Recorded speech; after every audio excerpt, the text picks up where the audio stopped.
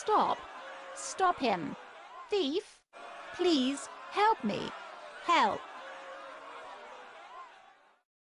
It was a dark December night. Dark, just like the sour coffee on the top of my table, next to the donuts. I really like donuts. It was cold. The night, not my coffee. The night was cold, just like my feet. The rain in the city was saddening, just like, rain. In the city. And I distinctly remember that it was boring. Just like my cheap police novel metaphors. My name. Seeker.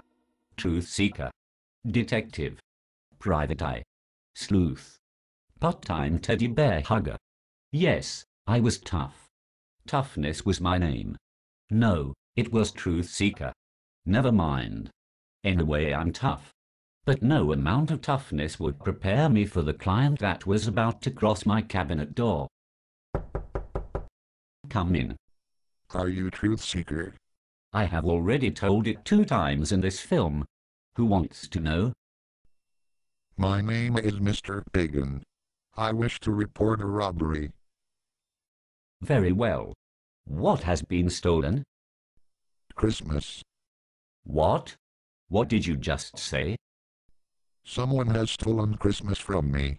I want you to catch him. Okay. Do you know who did it? The robber's name is Mr. Christian. He has been showing off White Christmas for 1700 years. But that is a cheap forgery.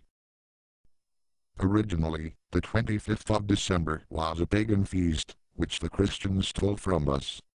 Really? At that time, the feast's name was Sol Invictus.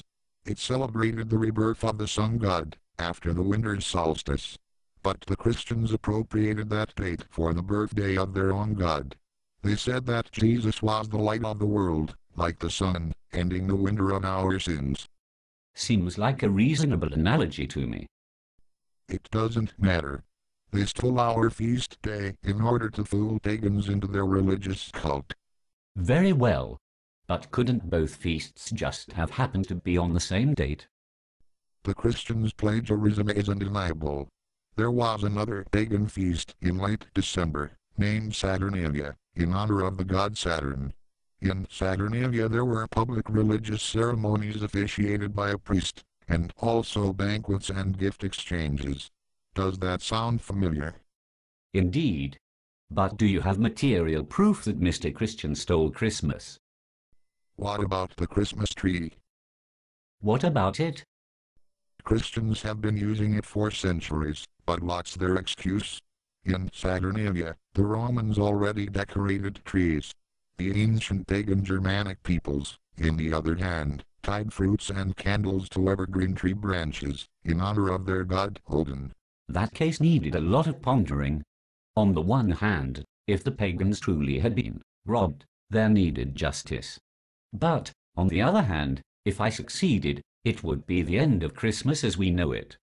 Pictures of crying little children flooded my mind. I can turn you into a millionaire, if you do it. Done. On second thought, pagan feasts are more likely anyway. Why am I here? I demand to know the charge. I'm the one who asks questions. I'm the one who demands to know. You thief. Thief. Yes, thief. You have been caught red-handed with a stolen good. Christmas. What are you talking about? Christmas is Christian. It always has been. So you deny that you stole Christmas from the pagans? Of course. So you deny that the pagans celebrated the 25th of December, and that they exchanged presents, and that they decorated trees? Well, no, You use their feasts and symbols to lure them into Christianity. Con man. No.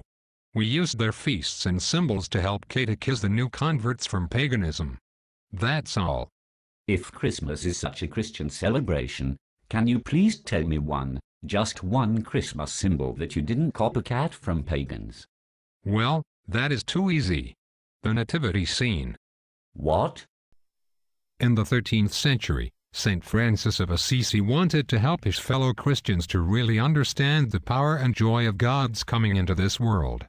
So he staged a nativity scene, with living persons and animals depicting Jesus' birth. He even received the Pope's blessing. Soon, those depictions spread across Christendom, in the form of sculptures, paintings and other representations. Now, they are one of Christmas's undeniable symbols. And they are entirely Christian. Also, the nativity scene may depict the wise men from the East. As the Gospel according to St. Matthew states, they came to worship Jesus, offering him gifts of gold, myrrh and frankincense. Our Christian tradition of gift-giving comes from this biblical account. In fact, in Spanish countries, gift exchanges occur only on the 6th of January, the wise men's feast day. In fact, you were late. Christmas has been stolen from Christians themselves. What? Some 80 years ago, Jesus' role as the central figure of Christmas has been gradually replaced by someone who doesn't embody the Christian's ideals, but rather materialism and egotism. His name is Santa Claus. Questions kept popping in my head, like balloons in a needle factory. Was Santa Claus a criminal? Was he a thief's thief? Would I ever find Christmas? It wasn't difficult to find Santa Claus's agent. His contact was at the nearest mall. What was more difficult was to know where Santa Claus himself lived. When I asked him that, he gazed at me like I was some kind of loony, and then replied, "The North Pole." Everyone knows that. Following my only lead, soon I saw myself in the coldest recesses of the North Pole itself, and then I saw it. Who could forget such a vision? Who are you? Ah, so you are a snowman. Would have never guessed it. I don't care if Timmy is stuck in a well. Do you know where is Santa Claus's house? What? You are the only one living here. Then where is Santa Claus? In the ancient city of Myra, which is today's Turkey. But maybe he hid his stash in the vicinity. After all, this is a very isolated place. Do you know where I can find a Christmas tree? And so the snowman told me, so eloquently, that many centuries ago, his snow had fallen in Germany, where he saw the birth of the Christmas tree. In the Middle Ages, people commemorated significant liturgical dates with plays in which the biblical histories were dramatized after Mass. Also, people celebrated Adam and Eve's feast day on December 24th. This was meant to foreshadow Christmas, since it was Adam and Eve's sin that made redemption and incarnation necessary. So, people would commemorate this day with a play telling Adam and Eve's story. But for the play to be successful, there needed a prop to represent the tree of knowledge, from which forbidden fruit Adam and Eve ate. Unfortunately, fruit trees were rare and precious during the cold German winters. So what should they do? So, they started to decorate fir trees with apples. And that's where Christmas trees come from. From a prop of a Christian play on Christmas Eve. And so to the city of Myra I went.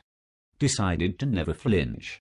Whatever it would take, I would catch that Christmas Grinch. Why am I rhyming?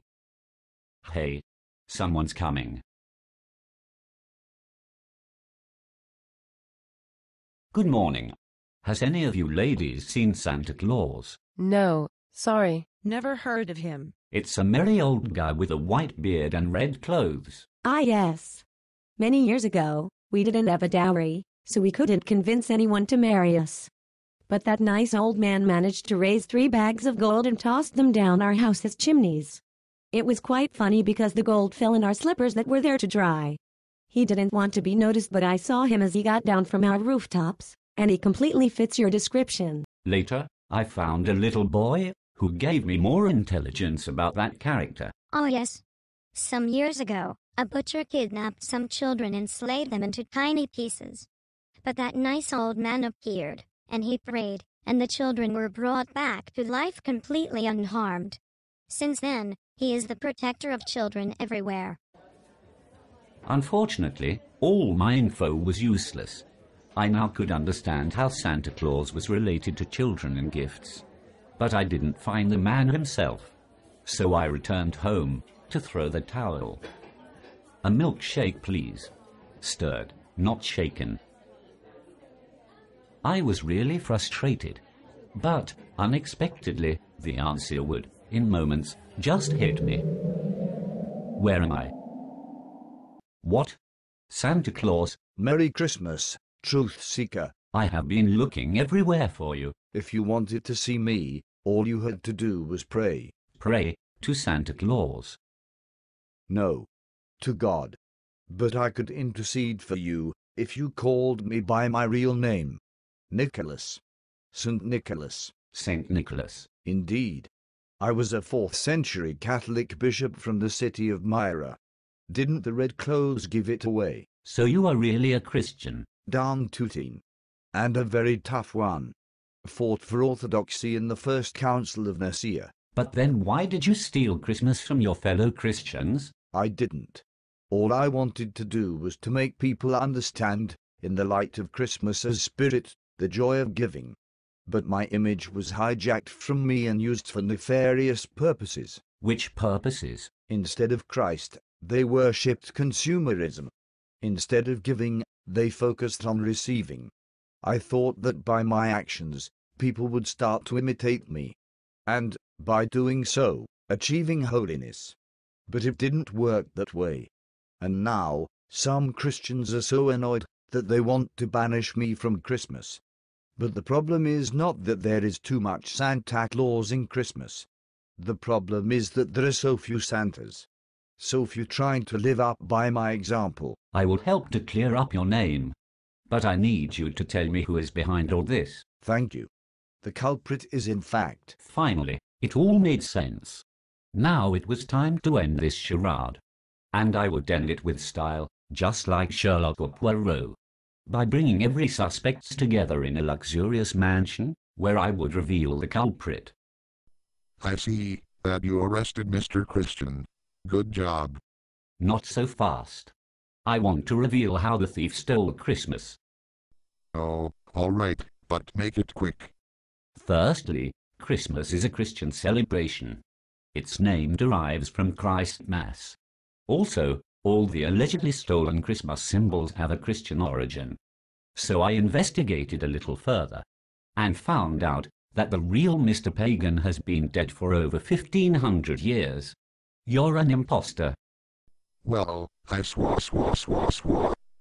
No need to hide it. That fake robotic voice gave you away. You're in fact Culture Wars, the supervillain. Oh, darn, you found out. You tried to get rid of Christmas by voiding it of its meaning. So you relativized Christmas with a bunch of pagan feasts. You even sold St. Nick's image. You don't understand. All those people wishing me Merry Christmas. How could they be so mean to me? I had to put a stop to it. So I investigated how the 25th of December came to be established as the Christmas date. We must remember that the first Christians had a Jewish mindset.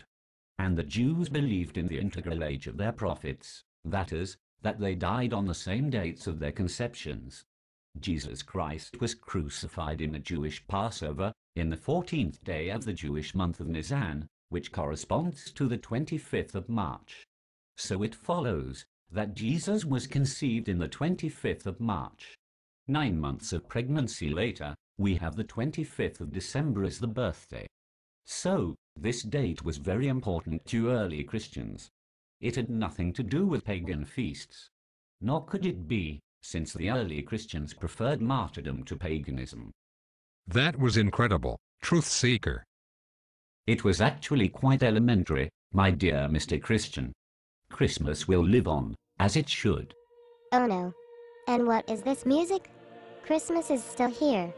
Darn. But you will never get me.